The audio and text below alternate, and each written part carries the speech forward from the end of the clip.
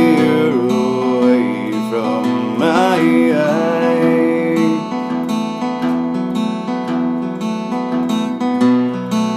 Try to figure out what's dark inside my mind. Push your hand away one more time.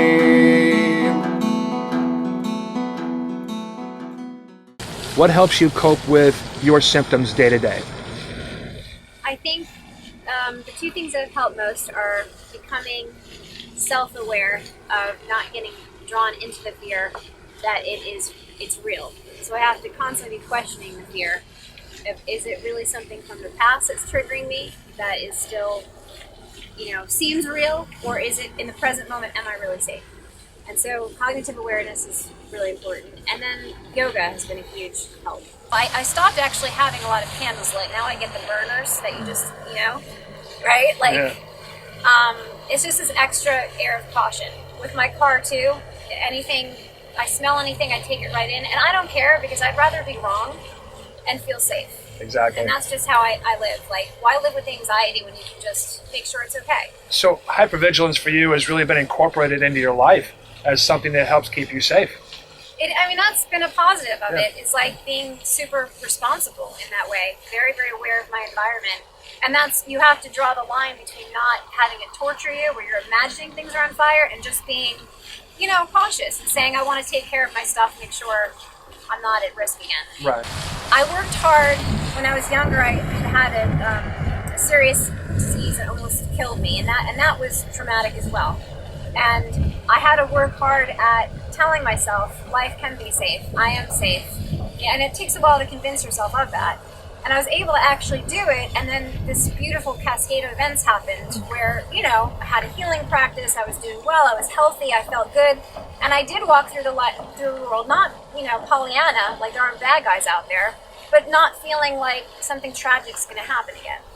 And what sucks about when PTSD happens again, it's like, here we go, okay, now I've got to convince myself again that, life is safe, and that's very challenging. It is, so and it can be.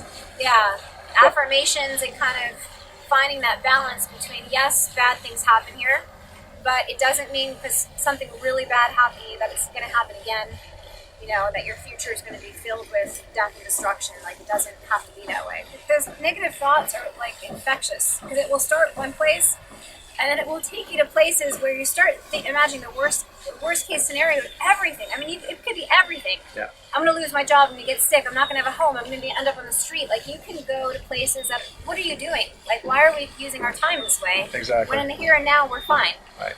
It's madness. It is, and it continues. It does. It's a spiral. It's just as much a spiral as you can go up, you can go down. Right. I wish more people would figure out how to help themselves up or help others up. It takes, I think, real strength. And this is what I told the soldiers in my class who would come in kind of embarrassed, like they're weak. It takes way more strength to actually confront it, work on changing the wiring in your brain through these positive thoughts, paying attention to your body, than just losing yourself in the bottle. That to me is easier, This is the hard work, but look how fulfilling it is because you actually stop having something control you. Right. And PTSD is very controlling, and it's like that battle of, I'm not going to give you power today. Or alcohol or pills or whatever, like, I'm not giving any of you power to control me. My personality was to blame myself from a young age. So when I was abused, I blamed myself. And then when you're around certain people that, people say some stupid stuff when you go through trauma, really insensitive, outrageous, but they don't know what to say.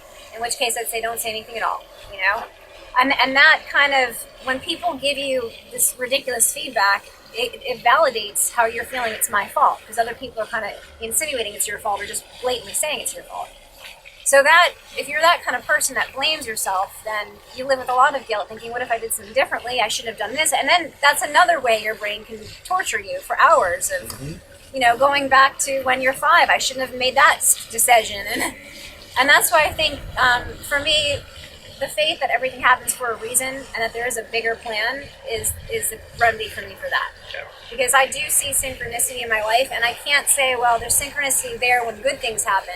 There's not synchronicity when bad things happen, because that hasn't been true for me. There's synchronicity with both. So we don't understand our bodies.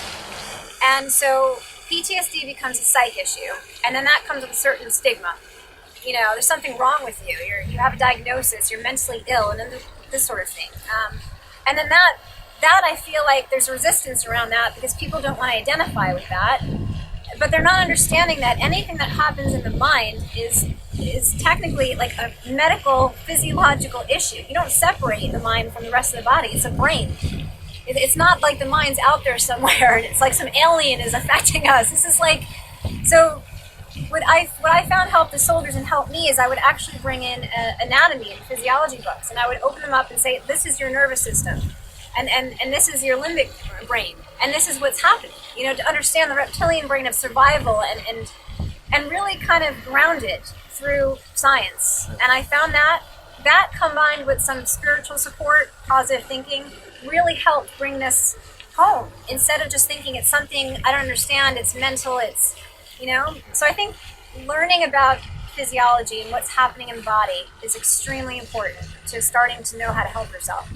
It's crazy to think that a story, because if you think of it outside of ourselves, it's a story that happened, and all of a sudden it stops, it becomes your whole reality forever.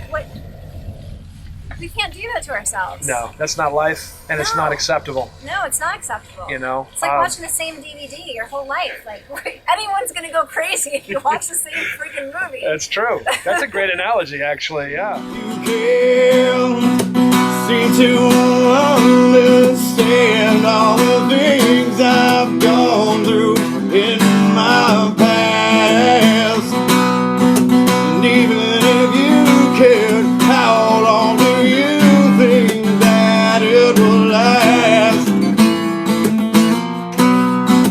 Stop asking questions about all the things I've seen. Wouldn't believe them if you